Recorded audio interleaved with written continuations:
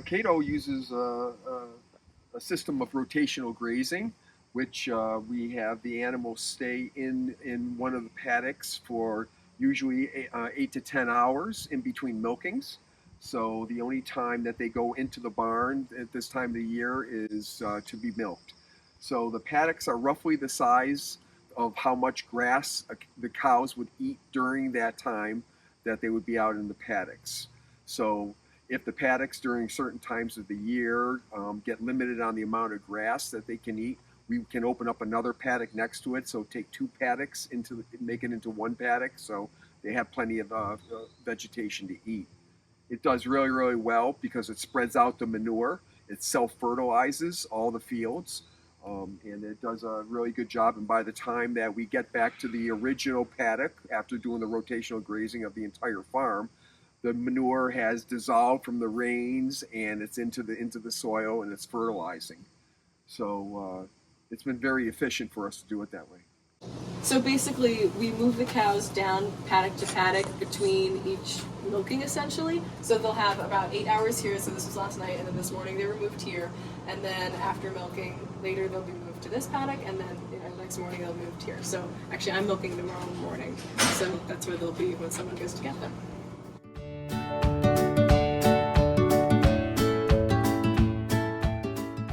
Money from NRCS to put in a hoop house where the cows stay in the winter, and they're on a composted bedded pack, which means that you don't clean the manure out of the building. You just put on more bedding, and then you till the surface so that hopefully it composts. So, but that's what we do, and then. After, in May, say May 1st is our kind of official date, the cows go on pasture, and they're out on pasture all the time, 24 hours a day, except when they're milked.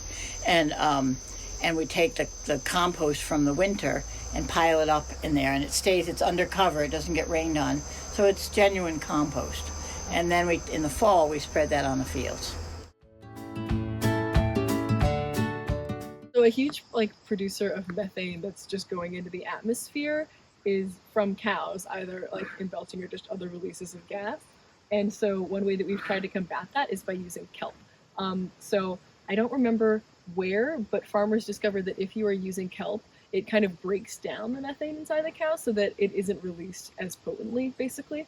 And so we feed them, when we're just giving them food, we give them some that is kelp. And that one is lessening that gas they produce. And then also another added benefit is that there are extra minerals in the kelp that are good for the cows. So it both has the benefit of, reducing climate change on a wider scale, and then also helping the cows on a smaller level. You won't be able to really tell in this field because it does look like all the other fields. But this one we currently are not having any cows on because we've seeded it recently with a specific kind of grass. We got this grant that allowed us to do this, but basically this grass is going to be more heat resistant. So as climate change continues to develop and the summers here get hotter and drier, we want grasses that are more able to withstand that while also providing good food for the cows. So this is something that we're trying out in this field and then some other fields on the farm. But we're excited about it. I think it's a great move for the farm as a whole in sort of moving towards a sustainable future.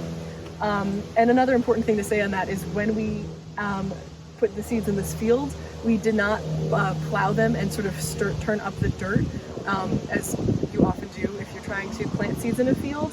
The reason that we didn't want to do that was because with a lot of rain or anything, that'll increase erosion and is generally not good for soil health. So instead what we did was disc the field, which just sort of stirs up that top layer and still allows you to plant the seeds and help the seeds take root without disrupting the soil more overall.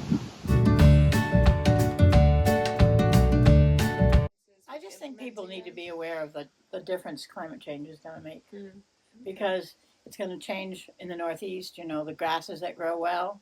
It's going to change rain patterns and heat patterns, and it's going to change almost everything eventually.